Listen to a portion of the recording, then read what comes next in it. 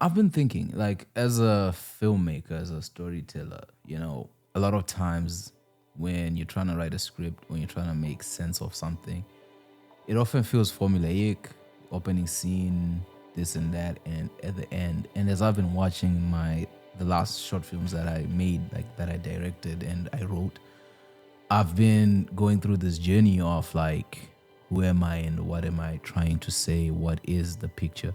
A lot of my stories are love based because I feel like for me, love is something that I've always yearned for ever since I was young. And I've found this platform where I can write about it and the things that I wish I could have expressed to the people that I was with or the people that I met. And it becomes a world where you write about the things that you feel, the things that you wish the world was. But as I start to watch the films back, it's so dark, it's so sad. It's a lot of unrequited love. It's a lot of pain. It's a lot of suffering. And I feel as a writer, writing becomes an escape where you get to express the feelings, the things that the world that you wish you had. And when you share that world with the outside world, with actors, with creatives, and people to bring that story to life, I'm only now starting to understand the power behind the things that we do and how impactful the things that we have. Because when people watch, they internalize these things. Some people relate to what it is we create. And that has led me down a path of asking myself, who actually am I? Like, who am I? What is it that I'm trying to say with these platforms that I built for myself? What is the point of the stories that I tell?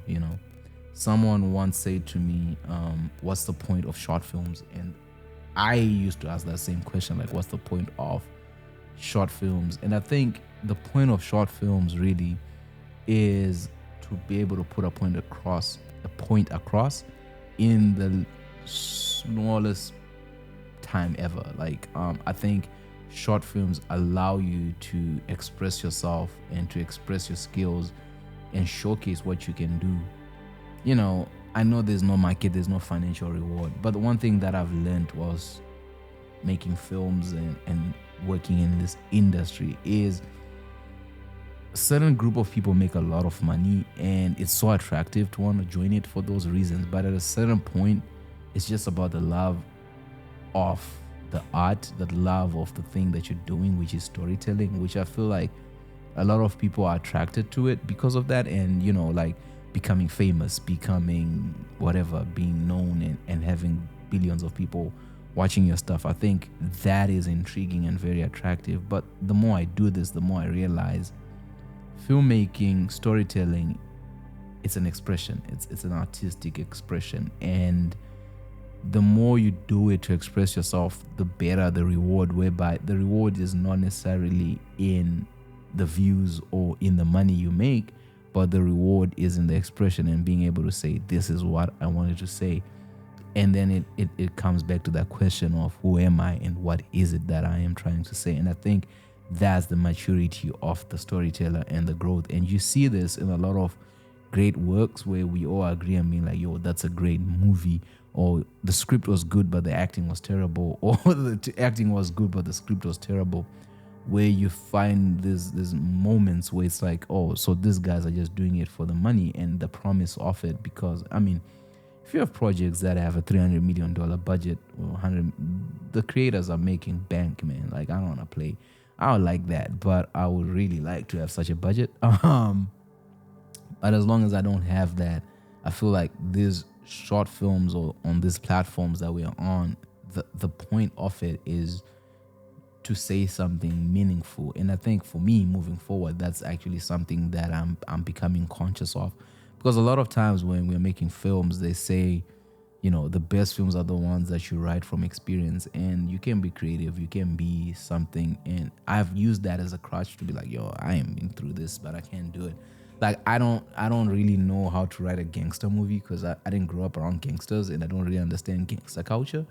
But I can appreciate it. It looks cool. But when it comes to writing something that people can resonate and that I can express who I am, I don't really think I'll be good at that. And for me, like those teenage love stories or those love stories where I feel like majority of my life has been in, I can speak about that because that's just something that is there. But I also realize my love stories are not really beautiful because I don't really have a beautiful love story. A lot of it ended in pain, and then that's how you end up writing. And I think it's very easy to also fall comfortable, in certain areas and being like, this is who I am, this is what I write about. But I feel like it's just about growth.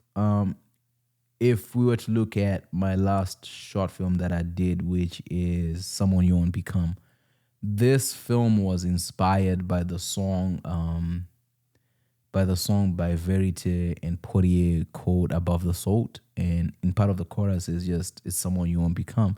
And it was an ode to myself in a sense of, I've been waiting for myself to become this guy, to become this big director, this big cinematographer, in order to start living my life. And it often feels like I never become that dude. Like, I've waited for him for the last 10 years. He hasn't shown up. I've chased and I've worked, but it feels like I don't become that. And when I was writing it, that's where it stems from. And it becomes a love story in the sense of, it feels like that person that you're waiting for is out there living his best life and he's cheating on me. He's not here with me. And it gets so frustrating in the pursuit of the dream that you never truly achieve it, to whereby when he comes, that negativity and everything that happens in the space of waiting for that dream to become a reality kills that person when he's finally there. And now you are being prosecuted by the world and they're asking you these questions of, hey, what happened? We gave you time, we gave you resources, but you never achieved it. But it's like, I was waiting for my other self. So that then culminates into a love story, which was that story whereby it's a woman finds her husband cheating on her, and then she kills him and abducts the person that he was cheating with, which is just us, how when we start to hawk things, when we start to get things, because that's what looks like the dream, right? Like cars and material things. I waited for him for years to become someone he never became. And what's that? A loving husband. And I think that that's the power of story, in how these ideas can be blended into films and how we can express these ideas. And, there's a lot to filmmaking than just what's on the page and making the audience understand where you're coming from. And then when we look at the other film that I did, which is Sister is essentially an idea that, imagine if future you, once he realizes how messed up past you was, comes back and tries to eradicate him from existence, and thinking that gives you a clean slate of forgetting your past. And that's what we find, where we have this person in red just walking in and it's trying to kill this person, which is basically future her, trying to destroy the past. And then they're both futures realizing your past and your present sort of create the future you, and you have to find this mesh of ideas and who you are to establish the future you, and that's just growth and maturity. And that's something that comes with when you're in your 20s and you're looking back at your teens in terms of, man, I wish I could have played soccer. I would have put myself in a better position. But when you're a teen, man, you're doing what teens do and wherever you're at, and you're doing that to the best of your ability, because that's the knowledge that you have. And it's just a matter of acceptance. And then in the... No.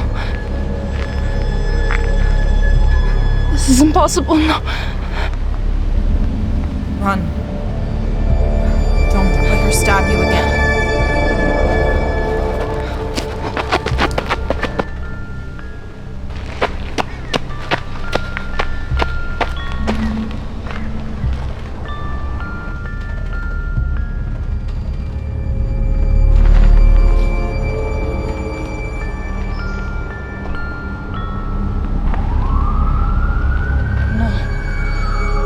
What is happening? Don't worry. I'm here to help. How is this even possible? Have you ever heard of the grandfather paradox? No? first one, where we see this girl who's in a post-apocalyptic world, and there's this thing that comes to replace her. Once again, in that is it's just that sense of being lost in space and time. Those are some of the themes that I was trying to explore. So as we move forward, as you watch this channel, Vida essentially is a series about life. Vida translates to life. It's Spanish for life. And I feel for me, I want to speak about those. I want to touch about those areas of life. Like, what is it to live life? What is it to be me? What is it to experience life? The things that I'm trying to say to the world. And I just don't want to be comfortable in this space. I want to grow. I want to be a financially successful filmmaker who makes financially backed films, because whilst making films with no budget, there's so much to learn. There's so much to do. It's so limiting in terms of scope, but also it's so freeing in terms of responsibility, because there isn't a lot of people looking back on it and being like, oh, I need you to do this. I need you to do this because I pay for this. But you'll find on my channel moving forward, I'll be focusing a lot on just storytelling, because I feel like that's who I am as an artist.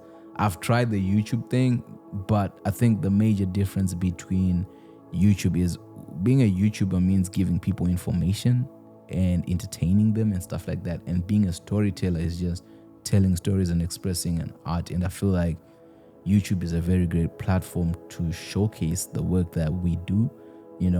People would say submit your things to festivals, but one of the challenges that you have, especially coming from, financially struggling situations, is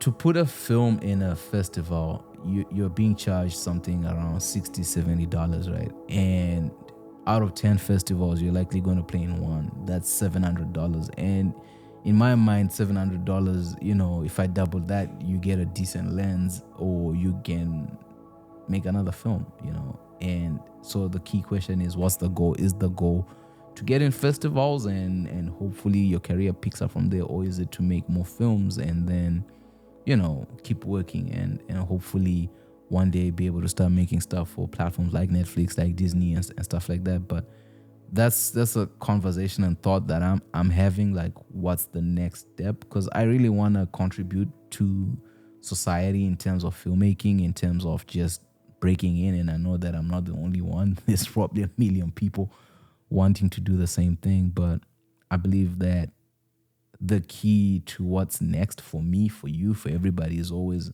as a storyteller, is to know the answer to that question: who am I and what am I trying to say?